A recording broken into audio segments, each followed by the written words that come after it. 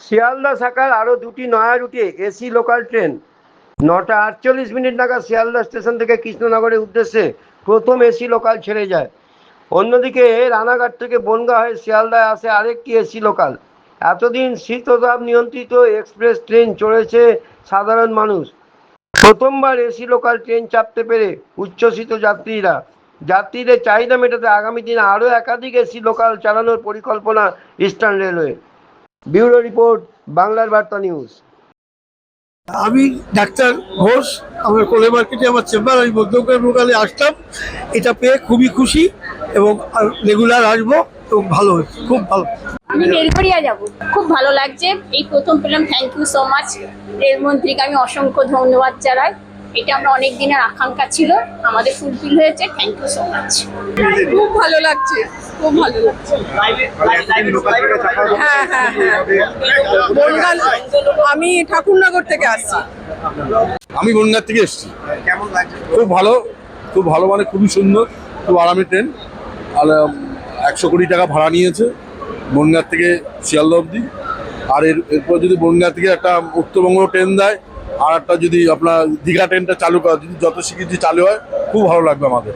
আমরা চাচ্ছি তাড়াতাড়ি এসব হোক, আরও 2-4টে এই ট্রেন চালু হোক। আমি ঠাকুরনগর থেকে, ভীষণ ভালো লেগেছে, মানে ভীষণ।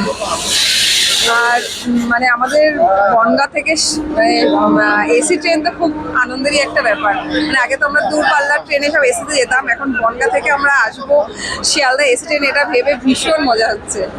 যাত্রীরা, আমি এই ট্রেনেই এলাম বনগাঁ থেকে, যেটা আসলো ট্রেনে যাত্রী সংখ্যা চোখে পড়ার মতো ছিল, তাদের উচ্ছ্বাস আরও চোখে পড়ার মতো ছিল। তারা বললেন যে এই প্রিমিয়াম সার্ভিস রাখার জন্য এই ভাড়া ঠিক আছে, তারা শুধু বলছেন যে আরও সার্ভিস চাই। অর্থাৎ যাত্রীদের চাহিদা এবং তাগিদের দিকে মর্যাদা দিতে আমাদের ভবিষ্যতে আরও ট্রেন চালাতে হবে। ডিআরএম রাজীব সাক্সেনা সাহেব অলরেডি রেলওয়ে বোর্ডের সঙ্গে কথা বলেছেন, আরও ট্রেন আসবে, আরও সার্ভিস চালু হবে ভবিষ্যতে। মা তারা জ্যোতিষ কার্যালয়, জ্যোতিষী জ্যোতিপ্রকাশ ওরফে লিপটন। পাথর কবচ ছাড়াই সমস্ত সমস্যার প্রতিকার, যে কোনো সমস্যার সমাধানের জন্য সঠিক দিশা দেখানোর একমাত্র জ্যোতিষী জ্যোতিপ্রকাশ ওরফে লিপটন। জ্যোতিষী জ্যোতিপ্রকাশ ওরফে লিপটন তার শিলিগুড়ির নিজস্ব চেম্বারে প্রতি মাসের 1 থেকে 10 তারিখ পর্যন্ত শিলিগুড়ি তথা উত্তরবঙ্গবাসীর জন্য উপস্থিত থাকেন।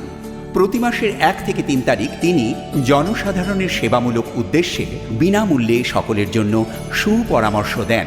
ঠিকানা জ্যোতিষী জ্যোতিপ্রকাশ ওরফে লিপটন, শিলিগুড়ি হাকিমপাড়া, জ্যোৎস্না বেকারির বিপরীতে। যোগাযোগ 9735 11 3555।